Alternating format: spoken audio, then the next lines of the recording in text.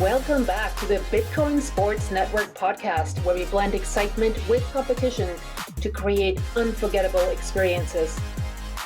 Our mission is to empower Bitcoin one competition at a time and help orange pill the world.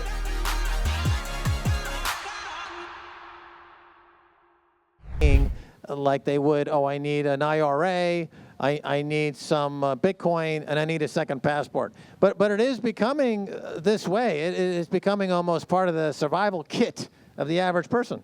Definitely. We think it's an insurance policy, and you can't buy insurance once the house is on fire. So it's always good to plan these things, have a well-diversified passport portfolio, so you have more optionality when the time comes.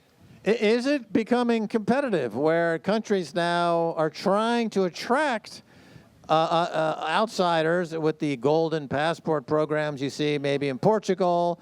Nevis and St. Kitts have always been big in that region, of course, geographically, has attracted a lot of folks. And so it's becoming, the sovereign individual is really the base unit of sovereignty, not necessarily the nation state. The nation state is merely where the sovereign individual would go to get basic government services like garbage collection, police, and security, right? That's all we want from the country because we already have all the money. We don't need services. We don't need your handouts. We just want you to keep the bad guys out. In El Salvador's case, the president made the decision to make El Salvador the safest country in the hemisphere, if not the world. And in 5 short years, it's gone from murder capital of the world to the safest country in the hemisphere. How has that impacted the trends of people wanting to move here?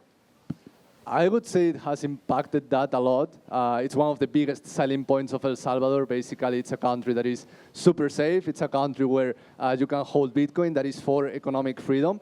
And like you said, countries are increasingly competing for capital and talent, and citizenship programs are just one more way for countries to compete for capital and talent. In the end, individuals are demanding citizenship. It's the highest bond that you can have with a country, and they're willing to commit capital to the country in exchange of a passport. So that's what El Salvador is offering with this program. But then there are many other people that just decide to move here, and eventually, with their time, commit their time and their work to the country, and then eventually get citizenship after some years. But there are also these other legal ways where you can just commit your capital and get a direct path to citizenship. In the case of El Salvador, in just 6 weeks. In the case of other countries that are offering direct citizenship, like St. Kitts, in around 1 year. But the common denominator is that there have no presence requirements, no residency requirements. So basically, you can do this from anywhere in the world. You don't need to move to the country, and then maybe you can get, your passport in one place, then go live in another place like El Salvador if you like it more and you don't want to commit the $1 million. And that's the beauty of it, that you can build your portfolio, you can stack your flags as part of the flag theory. All right, Alex Recouso, we're running a little short of time, so if people have questions, they can just come right to you, right? Right, and you can find us at CitizenX on Twitter and citizenx.com as well. Thank you so much, Alex. Thank you, Max. A round of applause. Alex Recouso from Citizen X.